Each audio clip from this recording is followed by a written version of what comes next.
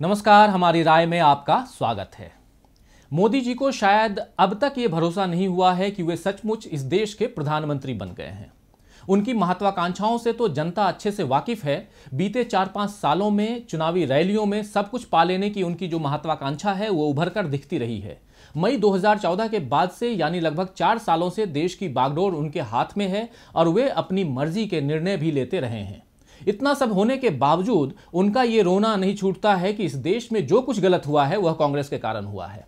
आज संसद में उन्होंने पहले लोकसभा और फिर राज्यसभा में राष्ट्रपति के अभिभाषण पर लाए गए धन्यवाद प्रस्ताव पर जवाब दिया, तो उसमें भी उन्होंने पानी पी पी कर कांग्रेस को कोसा। प्रधानमंत्री की भाषा, मुखमुद्रा, हाव भाव सब कुछ देखकर यह अनुमान लगाया जा सकता है कि उनके मन में कांग्रेस के लिए कितनी नफरत भरी हुई है। उनके भाषण में देश के प्रधानमंत्री की नहीं बल्कि धुर विरोधी नेता की छवि झलक रही थी। मोदी जी पहले भी सदन में चुनावी रैली के अंदाज में भाषण दे चुके हैं और आज भी उन्होंने वही किया। विपक्ष के लिए कहा कि जितना कीचड़ उछालोगे उतना कमल खिलेगा। क्या सदन में कोई चुनाव चल रहा था कि मोदी जी यहाँ भी कमल खिलाने की चिंता उनको हुई?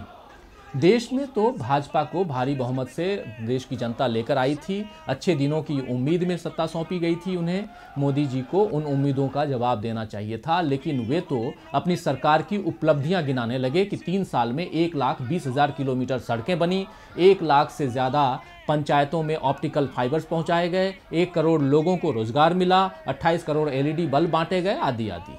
सवाल ये है कि अगर उनकी सरकार में 3-3.5 सालों में इतना ज़्यादा काम हो गया है तो देश में युवाओं, किसानों, छात्रों और व्यापारियों को हर वर्ग के लोगों को में इतना असंतोष क्यों दिख रहा है? क्यों भ्रष्टाचार खत्म नहीं हुआ है? क्यों विजय माल्या लंदन में घूम रहा है? क्यों लड़कियां सुरक्षित नहीं हैं? क्यों हमारे जवान रोज शहीद हो रहे हैं? क्यों जम्मू कश्मीर के नौजवान पत्थरबाज बन गए हैं? क्यों असदुद्दीन ओवैसी को ये मांग उठानी पड़ रही है कि मुसलमानों को पाकिस्तानी कहने वालों को 3 साल की सजा हो? मोदी जी को भी नजर आ रहा होगा कि उनके सारे निर्णयों से जनता खुश नहीं है और समय आने पर जवाब मांगेगी। इसलिए उन्होंने उसकी नाराजगी का सिरा फिर कांग्रेस की ओर मोड़ दिया कि हमने कुछ नहीं किया, सब कुछ किया धरा इनका है। सदन में बेहद अशोभनीय तरीके से उन्होंने देश के पहले प्रधानमंत्री पंडित जवाहरलाल नेहरू से लेकर इंदिरा गांधी तक और दिवंगत प्रधानमंत्री राजीव गांधी तक को कोसा।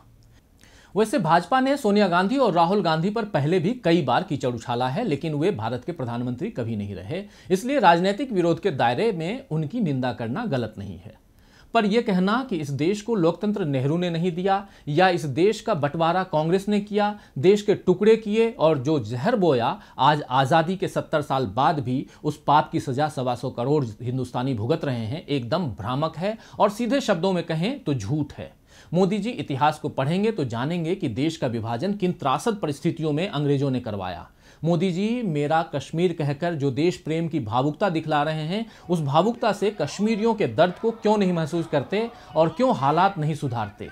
उन्होंने लिच्छवी गणराज्य के लोकतंत्र की बात की कि हमारे देश में तो ये पहले से है, लेकिन क्या वे इतना भी नहीं जानते कि लिच्छवी गणराज्य का दायरा सीमित था और भारत तब एक देश नहीं था? राज्यसभा में उन्होंने फिर कांग्रेस मुक्त भारत की बात की और फिर इसे गांधी जी से जोड़ दिया। उन्होंने गांधी जी के सपनों के भारत की बात की, लेकिन क्या वे नहीं जानते कि अपने सपनों के भारत को आगे ले जाने के लिए गांधी जी को नेहरू ही सबसे सुयोग्य लगे थे? गांधी जी को मारने वाले गोडसे के मंदिर बनाने की पहल मोदी जी के शासन में ही होती है, तब वे इस पर कुछ नहीं बोलते। मोदी जी ने सिख दंगों का उल्लेख किया, लेकिन गोधरा दंगे वे भूल गए। आपातकाल को याद किया, लेकिन उनके शासन में सवाल उठाने वालों को देशद्रोही कहा जाता है, पाकिस्तान चले जाओ उसकी बात की जाती है, ये वो भूल गए। मोदी जी ये भी भूल गए कि लाल किले से अपने भाषणों में उन्होंने केवल अपनी पीठ थपथपाई है और पिछली सरकारों की देश विदेश में हर जगह निंदा की है। उन्होंने इसमें भी कांग्रेस का दोष गिनाया कि उसके प्रधानमंत्रियों ने कभी पिछली सरकारों या राज्य सरकारों के अच्छे कामों का श्रेय नहीं दिया। तो कुल मिलाकर संसद के दोनों सदनों में प्रधानमंत्री नरेंद्र मोदी ने चुनावी रैली कर ली और धन्यवाद प्रस्ताव पर भाषण को निंदा प्रस्ताव में बदल दिया। क्या कहें, उनके दोनों भाषण या तो आगामी विधानसभा और लोकसभा चुनावों की तैयारियों के लिए दिए गए या 4 साल में अच्छे दिन नहीं ला पाने की हताशा में दिए गए। तो आज के लिए बस इतना ही। देखते रहिए DV लाइव। नमस्कार।